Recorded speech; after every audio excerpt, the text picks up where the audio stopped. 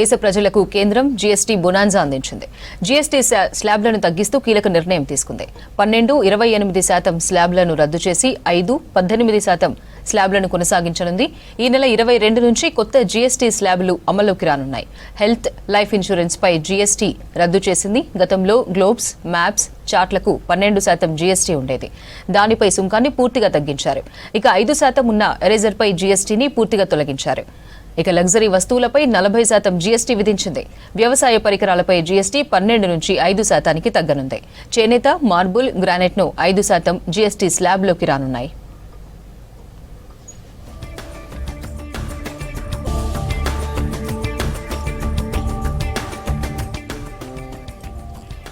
మరిన్ని details Tejaswi news desk నుంచి అందిస్తారు. తేజస్వి, జీఎస్టీ తగ్గింపుతో ఏ వస్తువులు తగ్గనున్నాయి? కంపెనీలు రేట్లు తగ్గించే ఛాన్స్ ఉందా?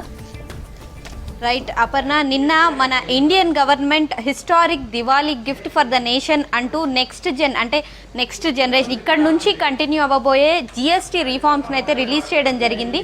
ఇది వచ్చేసి అంటే సామాన్య ప్రజలు ఎవరైతే ఉంటారో వాళ్ళకి కొంతవరకు అఫోర్డబిలిటీ, అంటే ఇంట్లో కనీసం డైలీ ఎసెన్షియల్స్ ఏవైతే ఉంటాయో అవైనా కొనుక్కోగలిగే ఈ సదుపాయం అందుబాటులోకి తేవడం కోసం మన ఇండియన్ గవర్నమెంట్ ఈ జిఎస్టీని తగ్గించడం అయితే జరిగింది.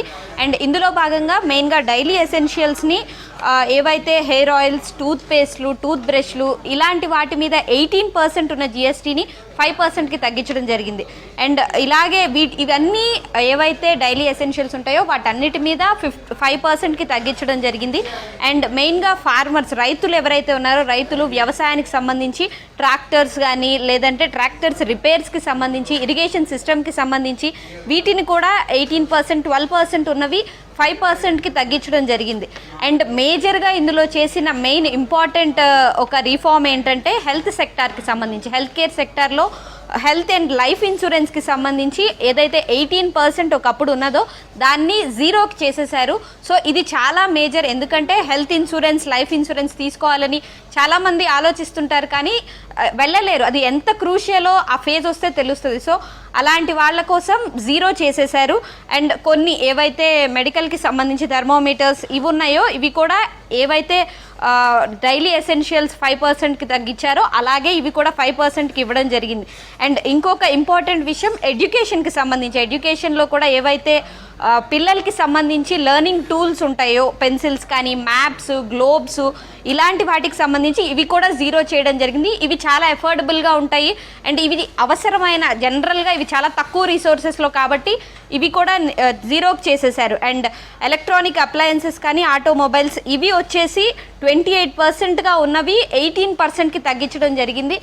ఒక రకంగా చెప్పాలంటే జిఎస్టీ అనేది చాలా భారం అయిపోయిన పరిస్థితుల్లో చాలా వరకు తగ్గించి అందరికీ అంటే అఫోర్డబుల్గా ఉండేలాగా చూసి అండ్ ఎకనామిక్ గ్రోత్ మీద కూడా ఇంపాక్ట్ చూపించాలనే ఉద్దేశంతో మన ఇండియన్ గవర్నమెంట్ అయితే ఇదంతా ఇంట్రడ్యూస్ చేయడం జరిగింది. కానీ ఇక్కడ అందరికీ ఉన్న డౌట్ ఏంటంటే కంపెనీస్, ఇండియన్ గవర్నమెంట్ అయితే అమలు చేసింది కానీ కంపెనీస్ ఎంతవరకు ఈ తగ్గించిన వాటిని అమలు చేస్తాయి లేదా పాతవే వాళ్ళు ఇంప్లిమెంటేషన్లో ఉంచుతారా అనే ఒక డౌట్ చాలా మందికి ఉంది. ఎందుకంటే ఈ జిఎస్టీ విషయంలో చాలా చోట్ల ఇటు ఫుడ్ మనం హోటల్స్కి వాటికి వెళ్ళినప్పుడు కూడా చాలా వరకు మోసాలు జరుగుతున్నాయి.